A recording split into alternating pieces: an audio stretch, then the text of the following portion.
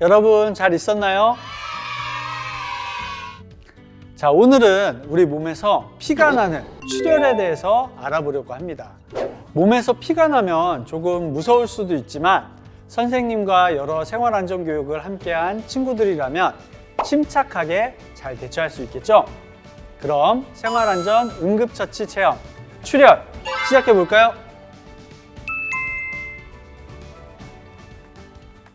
우리 친구들은 출혈이 무엇이라고 생각해요? 몸에서 피가 나는 거예요. 코피가 빵 터지는 거예요. 잘 얘기했는데 우리 몸에 생기는 멍은 출혈일까요? 아닐까요? 출혈 같아요. 몸에서 피가 나잖아요. 그냥 멍인 것 같아. 우리 몸에 생기는 멍도 출혈의 하나예요. 출혈은 우리 몸에 혈관이 닫혀서 혈관 밖으로 피가 나오는 것을 말해요. 이 혈관은 심장에서 온몸으로 혈액을 나르는 길인데 심장에서 나오는 길인 동맥은 모세혈관을 지나 정맥을 통해 다시 심장으로 들어가게 돼요. 그래서 출혈은 몸 안에서 다쳤는지 밖에서 다쳤는지 또 어느 혈관이 다쳤는지에 따라서 조치 방법이 달라질 수 있어요. 우리 친구들이 생각하기에는 어느 혈관이 다쳤을 때 가장 위험할 것 같아요? 동맥이요. 맞아요. 심장은 온몸 구석구석으로 피를 공급하기 위해 피를 아주 빠르게 내뿜어내요.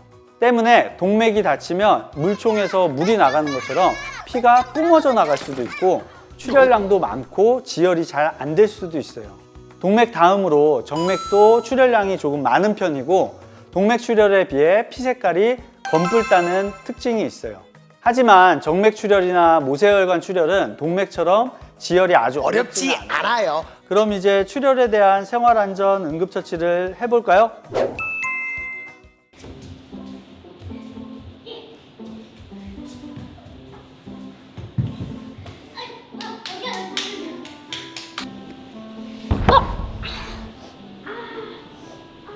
괜찮아? 너 이마에서 피나. 진짜? 이마에서 출혈이 심하네요. 이럴 땐 어떻게 해야 할까요? 첫 번째, 손으로 상처를 막는다. 두 번째, 흐르는 물에 피나는 곳을 깨끗이 씻는다. 세 번째, 깨끗한 수건으로 상처를 닦고 압박한다. 네, 정답은 바로 3번, 깨끗한 수건으로 상처를 닦고 압박한다입니다. 이마가 다치는 경우 피가 많이 나서 놀라기 쉬운데요. 우리 머리는 활발한 뇌 활동과 보호를 위해서 다른 부위보다 특히 혈액량이 많습니다. 게다가 땀을 많이 흘릴 때 다치는 경우 피와 땀이 섞여서 혈액량이 더 많아 보여 당황하게 되는 경우도 많습니다. 이럴 때일수록 침착하고 정확한 응급처치가 상처를 최대한 작게 만든다는 것 잊지 마세요. 출혈이 발생했을 때는 물로 상처를 씻기보다는 우선 깨끗한 수건이나 소독된 거즈로 상처를 가볍게 닦아주고 이물질이 없다면 상처 부위를 직접 압박해주는 것이 좋습니다. 만약 상처 부위에 이물질이 박혀 있다면 함부로 손대지 말고 상처 주변을 눌러서 압박해 주어야 합니다. 이마는 혈액량이 많은 만큼 다른 부위보다 조금 세게 압박을 해도 괜찮아요. 하지만 이마와 눈을 같이 다치거나 이물질이 깊이 박힌 경우 또 머리뼈를 심하게 다쳤을 때는 압박하지 말고 그대로 병원에 가야 합니다. 이런 경우 상처 부위를 누르면 다친 부위가 더 커질 수 있어 매우 위험합니다. 여기서 중요한 점 한 가지, 응급처치 전에는 반드시 깨끗이 손을 씻어야 한다는 것 아시죠? 특히나 출혈은 혈관이 다친 것이기 때문에 감염에 주의해야 합니다.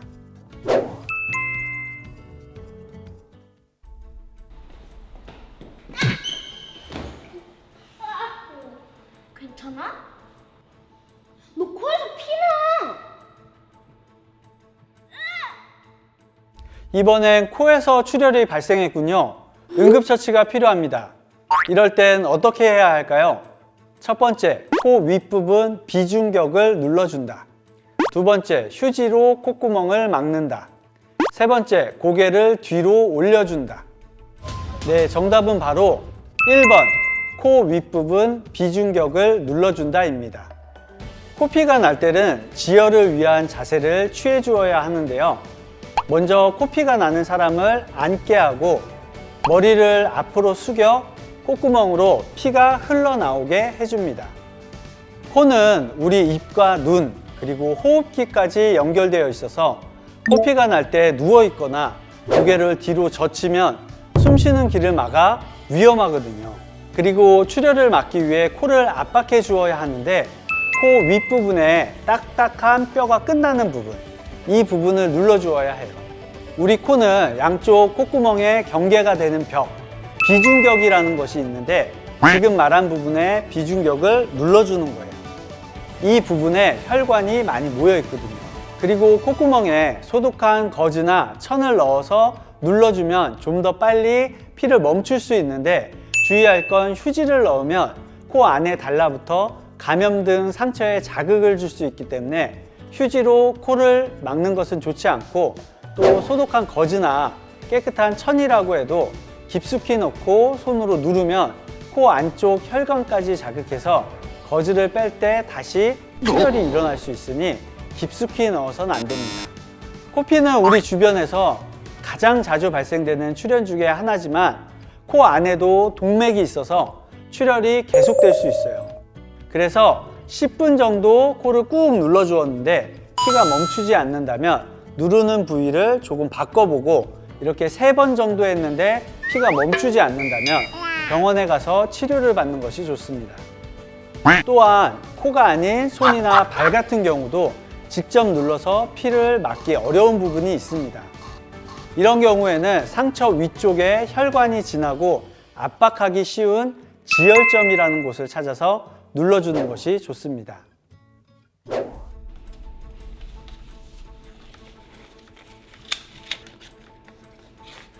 그 가위는 언제 다 자르냐?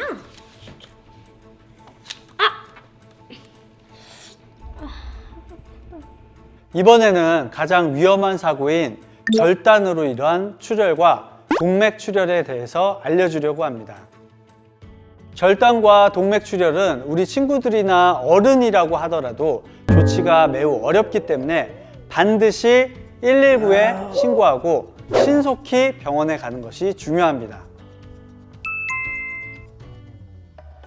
우선 우리 몸의 일부가 절단되었을 때는 신속히 지혈하며 감염을 방지해야 합니다. 상처 부위에 적신 깨끗한 수건이나 소독한 거즈를 덮고 상처 부위를 직접 압박하는데 출혈량이 많아 수건이나 거즈를 덮게 되면 새로운 것으로 교체하지 말고 새로운 거즈나 수건을 계속 덧대면서 압박해 주어야 합니다.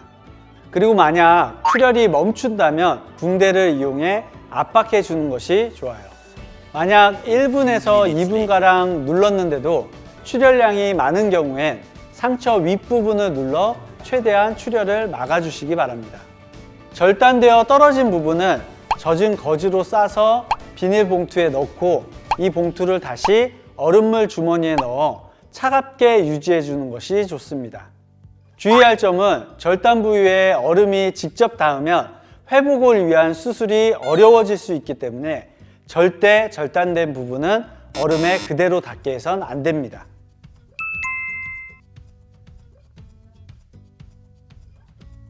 다음으로 동맥 출혈의 경우엔 압박을 해도 손을 떼면 다시 피가 나는 경우가 많고 아주 많은 피를 흘릴 수 있습니다. 이렇게 출혈이 많은 경우엔 환자의 얼굴이 하얗게 되면서 땀을 흘리거나 숨을 가쁘게 쉬고 목을 말라 할 수 있습니다. 이때에는 의식을 아예 잃어버리는 쇼크가 올 수 있기 때문에 미리 담요를 덮어주고 다리를 심장보다 높게 지지해 주시는 것이 좋습니다. 그리고 절단과 동맥 출혈은 수술을 해야 하는 경우가 많기 때문에 물이나 음료수, 음식 등을 주어서는 안 됩니다.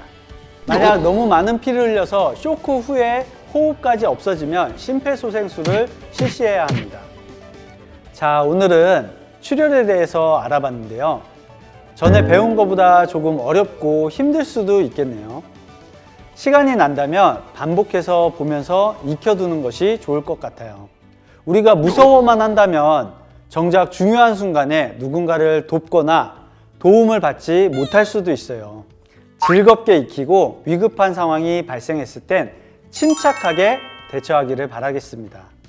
그럼 우리 친구들 안전한 생활 하세요. 안녕!